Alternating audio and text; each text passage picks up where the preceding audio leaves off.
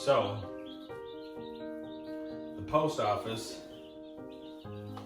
stopped shipping chicks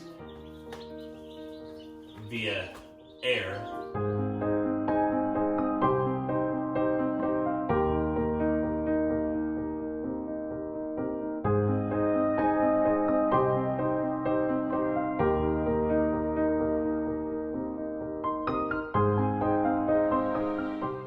So the people that are further away from the hatchery, and they did that because they said it was too cold, which, yes, it's snowing in Texas and it is cold everywhere. That is a fact. And a lot of people, I think, understood that and accepted that. But now they've extended it, and a lot of people are wondering why. It's warming up. It's going to warm up this weekend. A lot of people are saying that it's because FedEx is backed up, because the post office uses FedEx to actually fly their packages to the next spot. So a lot of people are saying it's because FedEx is backed up and they're no longer accepting it. And whether you believe one or the other isn't really the issue here. The issue here is one person's decision or one company's decision, and I might not get them. I might not have meat chickens to raise this year. I already have a bunch sold, but I might not even get the baby chicks to start with. That's scary. It needs to be a priority. I mean, this is another example of our failed food system in the U.S. We got to see it real good in 2020, and now in 2021 we're starting this, and it's a different portion of it. It's the beginning. I mean, before it was more of the processing and the butchering, the end of it. This is the beginning of the failed food system. So now the question is, what do you do about this? Where do we go from here? What's the answer?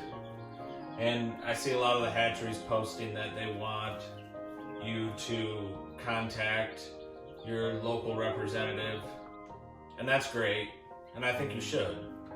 But honestly, do you think that they would fully understand what this little chick means to you?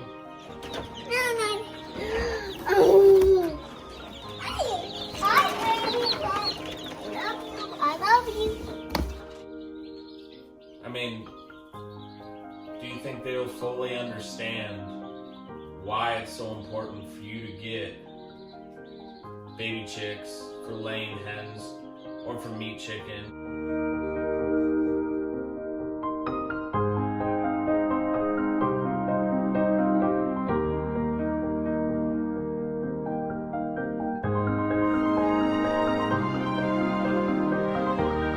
Why it's so important for you to teach your kids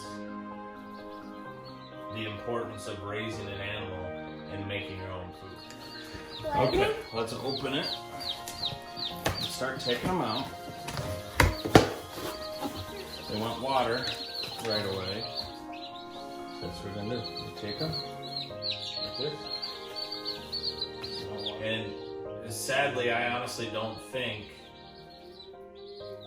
that they would understand. So I think more importantly, what we need to do here is realize that we need to be more self-sufficient, sustainable when it comes to chickens. The Cornish Cross is a great chicken. I use it, but it's not sustainable. You can't reproduce it. You have to buy them every year. So we need to start working towards coming up with a chicken that we can breed on the homestead that lays eggs, a decent amount of eggs, that you can, say maybe they don't sit on eggs, Maybe they're not good broody chickens, but you can put them in an incubator and hatch them. To me, that's still pretty sustainable. So we need to start coming up with something like that. That way we can make our own meat chickens. And a lot of people say in this spot, this is where everybody always comments and says, well, you know, it took them over 50 years to create the Cornish cross. Correct. But my point is, I would love to try it. Hopefully I have 50 years. You know, I mean, that would put me at almost 80 years old, and I would love to have a meat chicken, a sustainable meat chicken, that I could see my grandkids out there using. I would love to hand them something like that. Hey, here's a flock of sustainable meat chickens. I mean, think about that. Do we really need a sustainable meat chicken tomorrow? Yeah, that'd be great. But don't you think it's more important to try and go towards something that's going to make the world a better place? I think the American breast is a great place to start. They're known to be one of the best tasting chickens in the world. So why not start with them? They mature fast. They lay 250 eggs a year. So what I'm planning to do is take a Cornish cross rooster, hold its feed back so it grows slower, so it doesn't have a heart attack, it doesn't break a leg. And I'm gonna let it breed some of these hens, hatch those eggs, and see what I come up with. You know, and make another flock of those chickens, pick out the best ones, hens that look like hens and lay eggs, and roosters that grow fast and produce a lot of meat, but not so fast that they have heart attacks and break legs. And will I have what I want in a year from now? No. But I think it's a step in the right direction. I think we need more people to do stuff like that and figure things out.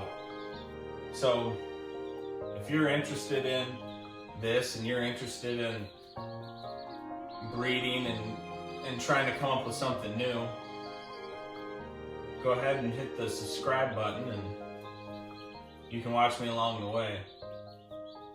It's not going to be fast, but it'll be fun.